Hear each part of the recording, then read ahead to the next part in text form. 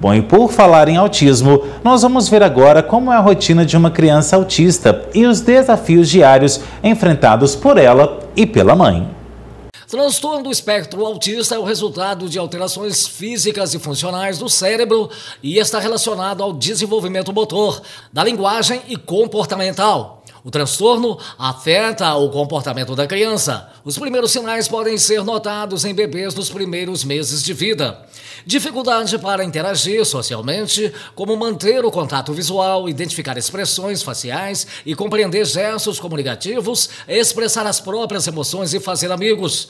Dificuldade na comunicação, caracterizado por uso repetitivo da linguagem e dificuldade para iniciar e manter um diálogo. Nossa convidada especial para falar sobre o assunto é Sheila Coura Messias, representante comercial, mãe de 3 filhos, um deles autista. Como receber um diagnóstico que seu filho sofre de transtornos do espectro autista? Na hora que a gente recebe, primeiro é um choque, né? A gente sabe do outro, mas da gente, a gente acha que nunca vai acontecer, vai chegar isso pra gente, na nossa família. E como a gente sempre acha que é uma pessoa que vai ter várias dificuldades, que vai ter muito empecilho na vida, muita dificuldade de viver, esse é o maior baque que tem. Falou assim, nossa, o que vai ser do meu filho? O que vai ser da agora para frente? Né? Aí você começa a pesquisar muito, querer ver alternativas ou procurar outros diagnósticos que não seja aquele, alguma coisa que tenha cura, que não seja para a vida toda, né? Aí até que a gente consegue fechar o diagnóstico e a gente procura maneiras de viver melhor do que com aquilo. Mas, de primeiro, com certeza, é um baque muito grande. Com quanto tempo você descobriu realmente que ele era diferenciado? Como ele foi meu primeiro filho, eu não tinha muita base de comparação, né? Eu não sabia quando que tinha que começar a falar. A gente pesquisa, mas pô, cada um tem seu tempo, então a gente fica agarrado naquilo. Tá demorando, mas é o tempo dele. Só que aí chegou 1 ano e meio, ele não tinha vocabulário nenhum, mal falava mama. O vocabulário dele era muito restrito, ele não andava ainda, estava no engatinhar. E como minha mãe é pedagoga, minha mãe me chamou e falou assim, Sheila, você já reparou que o Benício, do jeito que você coloca ele fica?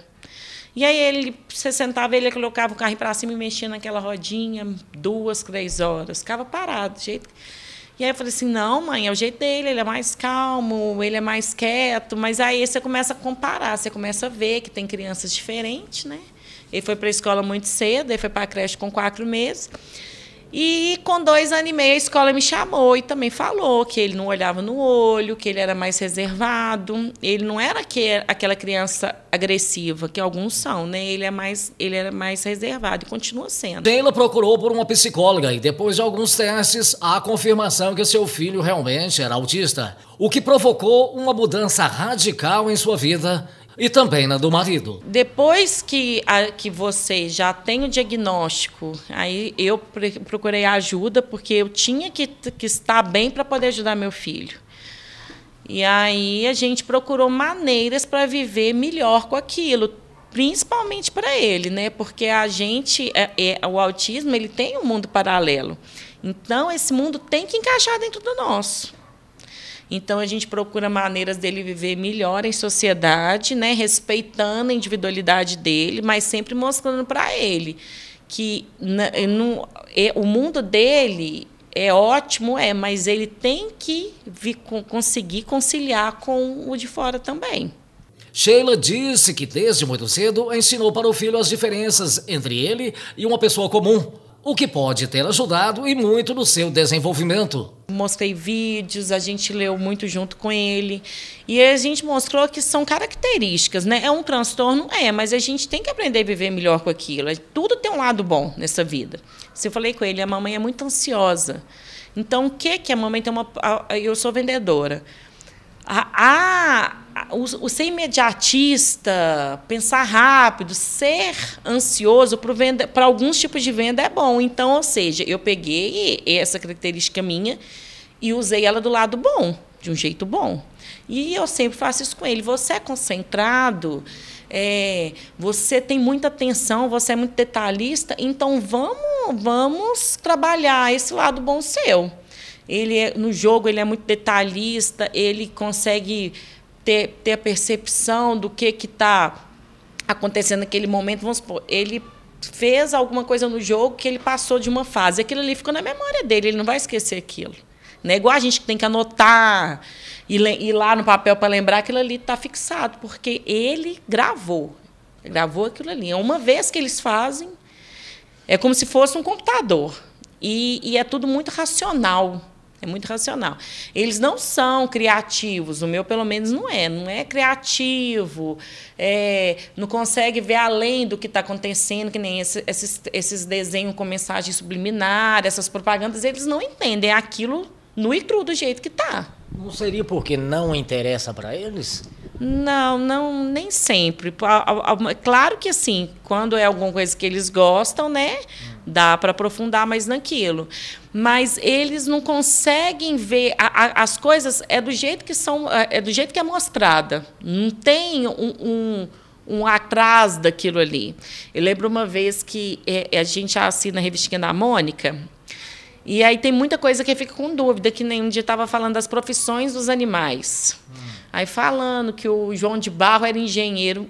Não tem como explicar isso para ele. Mas como que um passarinho é engenheiro? Passarinho não tem profissão, mãe, não tem sentido. Então, assim, É bem racional. É bem racional. Então, para a matemática, ele está 3 anos acima do que dele na matemática. Porque ele foi para o Kumon de matemática com 4 anos, porque eu via que ele era bom naquilo. Então, a gente tem que investir no que ele é bom. Então, na matemática, ele é excepcional. Em contato com uma amiga, Sheila conseguiu encontrar para o filho um abafador para os ouvidos, o que melhorou e muito a vida dele. Ele gosta muito de jogo, então ele queria entender o que estava falando nos jogos que são todos em inglês. Hoje eu vejo ele conversando fluentemente online com os colegas dele. Então, é pegar aquilo que ele tem de melhor e para ficar melhor ainda, né? Ou seja, Sheila, na realidade, um autista, ele não é bobo, ou seja, ele é muito inteligente desde que o assunto o interesse. O interesse que respeita também a individualidade dele, né? É igual eu estou te falando. Não adianta colocar um filme cheio de mensagens entre linhas e pedir ele para escrever sobre aquilo que não vai sair nada. Porque aquilo ali não é que ele não tem capacidade, mas que ele não consegue se organizar para colocar aquilo no papel. Porque aquilo ali tem mensagens ocultas. Ele não consegue ver isso. Ele é tudo aquilo que ele está vendo. É tudo muito concreto. Nada abstrato, além daquilo ali, ele vai conseguir chegar. Então, o quê? O inglês é isso, eu vou aprender isso. Matemática é isso, matemática é o melhor. Porque matemática não tem como dar 2 resultados. Ela é lógica. É lógica. É só aqui. Porque português, você ainda consegue ter respostas diferentes com mais ou menos o mesmo teor. Matemática, não. Ela é exata e acabou. Então, por isso que a matemática é muito boa para ele. E o inglês, se for olhar, é até mais fácil do que o português, né? Que não tem aquele tanto de tipo de verbo, Então, ele consegue até absorver mais até o inglês do que o português. Então, é isso. E hoje ele consegue ir no estádio de futebol, ele consegue ir num Réveillon, porque ele vai escutar só 15 decibéis. Ele coloca esse abafador nesse momento que ele vai nesses lugares, para ele poder ter uma vida social, porque antes ele ficava muito realmente isolado. Eu não ia levar ele para um Réveillon para ele ficar com a mão no ouvido balançando a cabeça, que aquilo ali ia deixar super agitado. Então, hoje ele já consegue, porque a gente arruma maneiras para ele viver com o transtorno dele da melhor maneira possível. Muito bem, já falamos dele, vamos falar de você. Você é uma mãe atípica, né? E como é que é isso? Sim, a gente tem que reinventar, né? Eu falo que se eles estão bem, eu fico bem. Então, se eu vejo meu filho feliz hoje, hoje eu respeito mais os direitos dele. Antes a gente fica querendo meio que abafar, né? Não precisa de professor apoio, não, porque ele dá conta, não sei o quê. Para quê? Se é direito dele, por que não? Por que não? Hoje ele tem professor apoio. Se ele tem preferência na fila, por que não? Deixa ele ter preferência na fila. Para que eu vou deixar ele na fila lá mais tempo? Para ele ficar agitado, para ele ficar ansioso, sendo que ele tem direito. Hoje nós estamos vivendo o dia do autista. E você, na qualidade de mãe de uma dessas pessoas, o que você diria para outras mães que são, ou aquelas que estão em dúvida ainda em relação a isso e a seus filhos, ou que possa vir a ter um filho autista?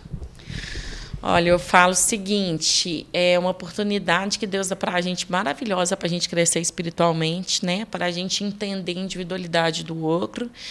E quando você aceita, quando você abraça a causa e fala assim, não, ela é minha, eu vou viver com isso e eu quero meu filho feliz, é muito mais fácil. Ficar relutando contra o problema, ficar querendo achar culpada, o que você fez na gestação, isso é porque na sua família tem isso também. Não adianta, isso não resolve nada. Isso só faz a gente sofrer mais, tanto a gente quanto quem tem o transtorno. Então, tratar a situação como uma forma natural e procurar viver da melhor maneira com aquilo é o ideal para se fazer. Depois, mais para frente, a gente entende tudo que está acontecendo, por que está acontecendo aquilo com a gente. O tanto que a gente cresce espiritualmente, emocionalmente, a gente consegue lidar melhor com as nossas emoções e fazer o filho da gente viver feliz também nesse mundo de hoje.